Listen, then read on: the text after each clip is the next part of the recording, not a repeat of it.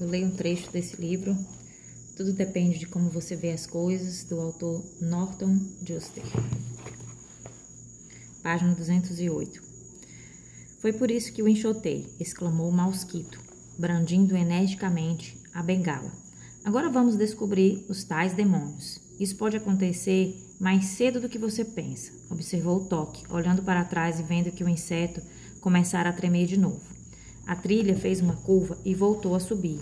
Em poucos minutos chegaram ao topo da crista, mas apenas para verificar outra ainda mais alta que se levantava diante deles, seguido por vários picos que se perdiam nas trevas varridas pelo vento.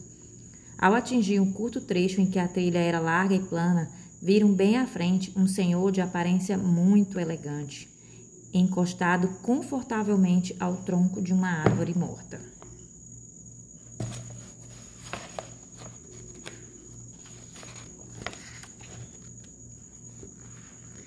Vestia um belo terno escuro, camisa bem passada e gravata.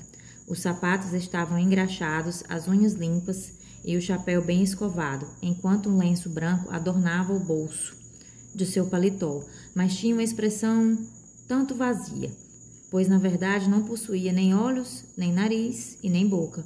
"Olá, menininho", disse ele em tom amistoso, apertando a mão de Milo. "E como vai o fiel cão de guarda?" indagou dando 3 ou 4 palmadinhas, fortes, mas afetuosas no toque. "E quem é essa garbosa criatura?" perguntou, tirando o chapéu para Mosquito, que ficou muito lisonjeado com o elogio. "Estou felicíssimo de vê-los aqui." Que surpresa agradável encontrar alguém tão cordial, pensaram os três, e especialmente neste lugar. "Me pergunto se não poderiam oferecer um pouco do seu precioso tempo." Ele pediu com toda a cortesia, "para me ajudar a fazer alguns trabalhinhos." "Ora, sem dúvida", respondeu o Mosquito alegremente. "Com o maior prazer", acrescentou o Toque. "Sim, é claro", disse Milo, tentando pensar por um breve momento como era possível que alguém tão afável não tivesse rosto. "Esplêndido", ele disse. "Feliz, pois tudo se resume a 3 tarefas. Em primeiro lugar, gostaria de transferir isto daqui para lá." E apontou um monte enorme de areia, mas infelizmente só disponho desta pequena pinça. Deu o instrumento a Milo, que logo começou a transportar um grão de cada vez. "Em segundo lugar, desejaria esvaziar este poço e encher aquele outro, mas como não tenho nenhum balde, você terá que usar este conta-gotas." E o entregou a Toque, que se pôs de imediato a carregar uma gota de cada vez, de um poço para o outro. "E por fim, preciso perfurar este penhasco e aqui está uma agulha para cavar." O Mosquito, ansioso por demonstrar sua boa vontade, rapidamente atacou o sólido paredão de granito. Quando todos já tinham posto a mãos à obra, o agradabilíssimo senhor voltou para junto da árvore, encostou-se nela outra vez e continuou a fixar seu olhar vazio na trilha, enquanto Milo, Toque e o Mosquito trabalhavam hora após hora, hora após hora, hora após hora.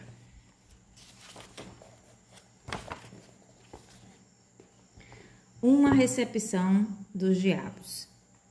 O Mosquito assobiava alegremente ao executar a tarefa, pois nada o deixara mais feliz do que fazer algo que não exigia nenhum esforço mental. Depois do que pareceram vários dias, conseguiram fazer um furo em que mal cabia seu polegar. Toque, o cachorro, ia e vinha sem descanso, sempre com o conta-gotas presos ao dente, mas o poço cheio continuava quase tão cheio como no começo, enquanto o novo monte de areia de Milo nem merecia ser chamado de montículo. "Que coisa mais estranha", disse Milo, sem parar sequer um momento. "Estou todo esse tempo trabalhando duro e nem me sinto nem um pouco cansado, nem tenho fome. Podia continuar nesse ritmo para sempre." "Talvez seja o que você fará", o homem concordou com um bocejo, ou ao menos parecia um bocejo. "Bem, gostaria de saber quanto tempo isso vai levar", Milo murmurou quando o cachorro passou por ele de novo. "Por que você não usa a vara de condão para saber?", respondeu Toque, o cachorro, do modo mais claro possível para alguém que trazia um conta-gotas na boca. Milo tirou o reluzente lápis de bolso e rapidamente calculou que, no ritmo em que vinham trabalhando, cada qual levaria 837 anos para acabar a tarefa. Me desculpe, disse ele, puxando a manga do homem e lhe mostrando a folha com os cálculos, mas vamos levar 837 anos para terminar esses trabalhos. É mesmo? O outro indagou, sem nem mesmo se virar para Milo. Então, é melhor arregaçar as mangas. Mas acho que não vale a pena, disse Milo baixinho. Não vale a pena? O homem rugiu indignado. Eu só quis dizer que talvez não seja tão importante, Milo continuou, tentando não ser indelicada. Claro que não é importante, ele falou com rispidez. Eu não lhe teria pedido para fazer nada se achasse que era importante. E agora, ao se voltar para eles, não pareceu tão simpático quanto antes. Então, para que todo esse trabalhão? Perguntou Toque, o cachorro, cujo alarme de repente havia começado a tocar. Por que, meus jovens amigos? Ele resmungou com impaciência. O que pode ser mais importante do que fazer coisas sem importância? Se vocês pararem para fazer muitas e muitas dessas coisas, nunca vão chegar aonde planejam ir. E pontuou essa última observação com uma gargalhada malévola. Então você deve ser... balbuciou Milo. Corretíssimo, ele gritou em triunfo. Sou o terrível Trivium, demônio das pequenas tarefas e dos trabalhos desnecessários, ogro do esforço inútil e monstro do hábito. O mosquito, embabascado, deixou cair a agulha e o encarou com ar incrédulo, enquanto Milo e Toque começaram a recuar lentamente. Não tentem ir embora, o sujeito ordenou com um gesto ameaçador, porque resta muito a fazer, e vocês ainda vão levar mais de 800 anos para terminar as primeiras tarefas. Mas por que fazer somente coisas sem importância? Perguntou Milo, lembrando-se de súbito do tempão que gastava todo dia com aquele tipo de coisas. Pensem em quantos problemas isso evita, o homem explicou, dando a impressão de que sorria maldosamente, se é que alguém sem rosto era capaz de sorrir. Se as pessoas se dedicarem a tarefas fáceis e inúteis, nunca terão tempo que se preocupar com as importantes, que são tão difíceis. Para estas, simplesmente não sobra tempo, pois há sempre alguma coisa impedindo as pessoas de fazer o que realmente deviam estar fazendo. Se não fosse por essa sua horrível varinha de condão, que era o lápis, menino, você nem saberia quanto tempo estava desperdiçando. Enquanto falava, foi caminhando de mansinho em direção a ele, os braços bem abertos, sempre sussurrando numa voz suave e ardilosa. Fiquem comigo. Vamos nos divertir muito juntos. Há coisas para preencher e coisas para esvaziar, coisas para levar e coisas para trazer, coisas para apanhar do chão e coisas para pôr de volta no chão, além de lápis para apontar, buracos para cavar, pregos para desentortar, selos para molhar com a língua e muito, muito mais. Ora, se vocês ficarem aqui nunca mais vão ter que pensar e com um pouco de treino também poderão se tornar monstros do hábito. Permaneceram todos imóveis, seduzidos pela voz meiga do Trivium. Porém, quando eles estavam prestes a agarrá-lo, com seus dedos de unha bem manicuradas, uma voz gritou: "Corram, corram!" Milo, supondo ser a voz de Toque, deu meia volta de repente e saiu correndo trilha acima. "Corram, corram!" a voz repetiu, e dessa vez, pensando que era Milo quem chamava, Toque repentinamente foi atrás deles. "Corram, corram!" insistiu a voz, e agora o mosquito, sem ligar para quem poderia estar falando, disparou desesperadamente atrás dos amigos, com o terrível Trivium em seus calcanhares. Por aqui! A voz chamou de novo. Viraram-se na direção dela e começaram a escalar aos trambolhões as rochas escorregadias, a cada passo deslizando de volta até quase o ponto de partida. Com grande esforço e uma boa ajuda das patas de Toque, atingiram por fim o cucuruto do monte, mas apenas 2 passos à frente do furioso Trivium. aqui mesmo, aconselhou a voz. Sem hesitar um só momento, eles entraram numa poça de lama viscosa, mas em breve já estavam enfiados até os tornozelos, depois até os joelhos e em seguida até os quadris, tendo finalmente que abrir caminho pelo que parecia uma lagoa de manteiga de amendoim, que lhes chegavam até a cintura. Ao descobrir um monte de pedrinhas que precisavam ser contadas, Trivium parou de segui-los, mas ficou na beira da lagoa brandindo o punho, gritando horríveis ameaças e prometendo despertar todos os demônios das montanhas. Que sujeito mais odioso, disse Milo, ofegando e fazendo força para mover as pernas. Espero nunca mais encontrá-lo. Ai, acho que parou de nos perseguir, disse o inseto, olhando por cima do ombro. Não, é o que está atrás que me preocupa, comentou Toque ao saírem do lodaçal. Mas o que vem pela frente? Vão reto, recomendou a voz quando eles começaram a avançar com cautela pela nova trilha. Um passo para cima, veio a nova recomendação. Porém, um segundo antes de saberem o que tinha acontecido, o passo para cima fez com que todos fossem parar no fundo de um poço escuro. Mas ele disse para cima! Milo reclamou amargamente de onde se estatelara. Bem, espero que vocês não tenham imaginado que iriam a algum lugar seguindo os meus conselhos, disse a voz num tom alegre. Não vamos sair nunca daqui, lamentou-se o mosquito, reparando nas paredes lisas e verticais do poço. Essa é uma avaliação bastante correta da situação, disse a voz com frieza. Então por que você não nos ajuda? Gritou Milo, bastante irritado. Eu não faria nada para ninguém. Minha especialidade é dar maus conselhos. Pois, como podem ver claramente, sou um monstro de nariz comprido, olhos verdes, cabelos encaracolados, boca larga, pescoço grosso, ombros fortes, corpo musculoso, braços curtos, pernas arqueadas e pés grandes. E se permita que eu mesmo o diga, sou um dos demônios mais assustadores dessas pavorosas paragens. Comigo aqui vocês não ousariam tentar escapar. E dito isto, arrastou-se até a borda do poço e olhou de esguelha para seus indefesos prisioneiros. Toque e Mosquito esconderam o rosto amedrontados. Milo, entretanto, que a essa altura já havia aprendido que as pessoas nem sempre eram aquilo que dizia ser, pegou o telescópio e olhou com toda atenção.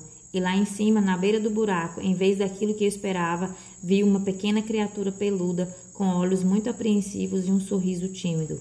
Ora bolas, você não é nenhum monstro de nariz comprido, olhos verdes, cabelos encaracolados, boca larga, pescoço grosso, ombros fortes, corpo musculoso, braços curtos, pequenas e arqueadas, pés grandes e também não é nem um pouco assustador, disse Milo indignado.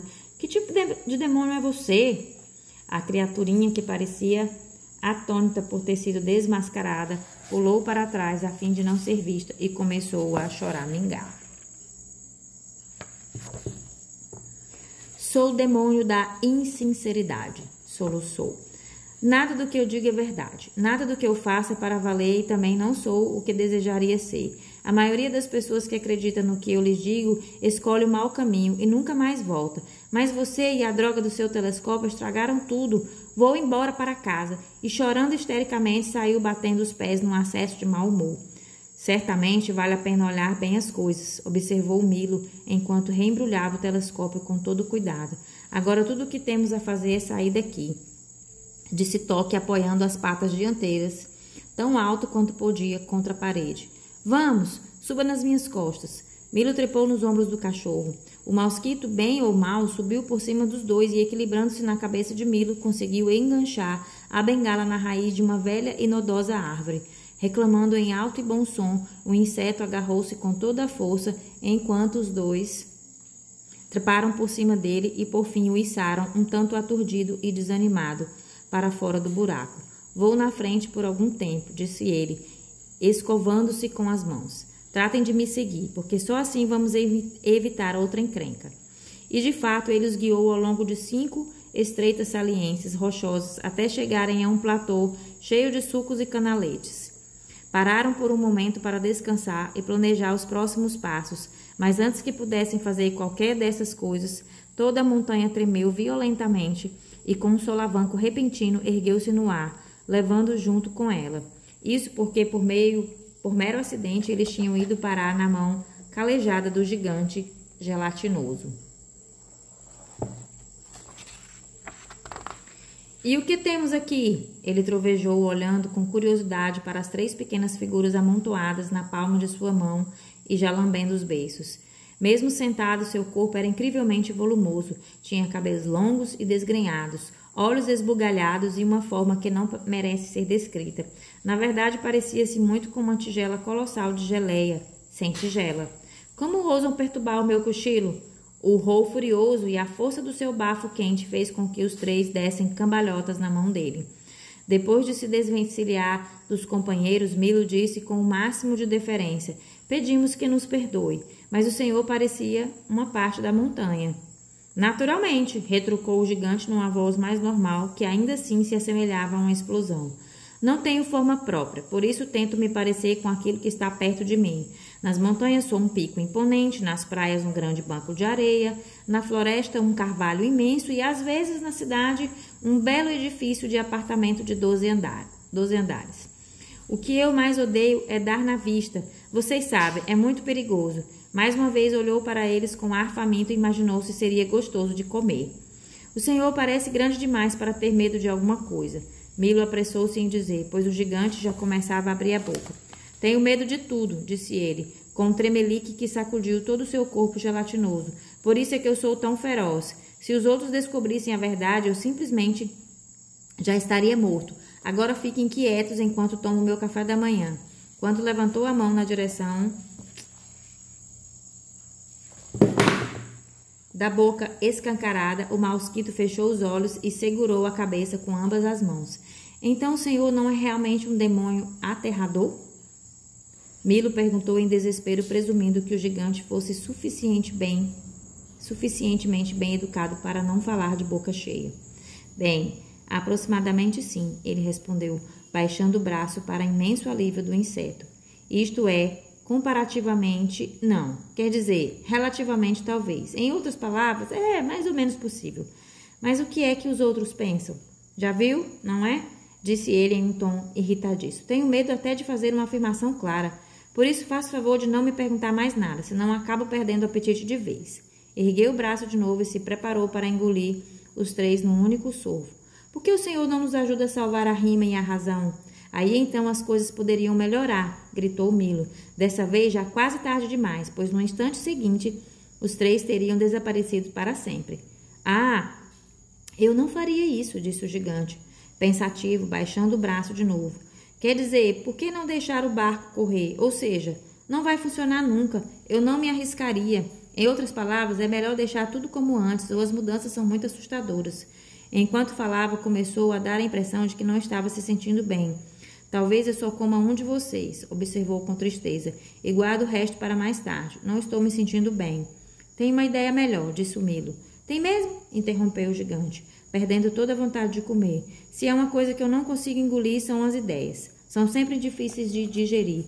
Tenho aqui uma caixa abarrotada com todas as ideias do mundo, disse Milo, mostrando com orgulho o presente que o rei Azaz lhe dera. Isso bastou para aterrorizar o gigante, que se pôs a tremer com um enorme pudim. Me ponham no chão e tratem de ir embora, ele suplicou, esquecendo por um instante que estava na mão de quem, e por favor não abra essa caixa. No momento seguinte, ele os colocou no pico mais próximo e, em pânico, afastou-se pesadamente para alertar os outros daquela nova terrível ameaça. Mas as notícias viajam muito rápido.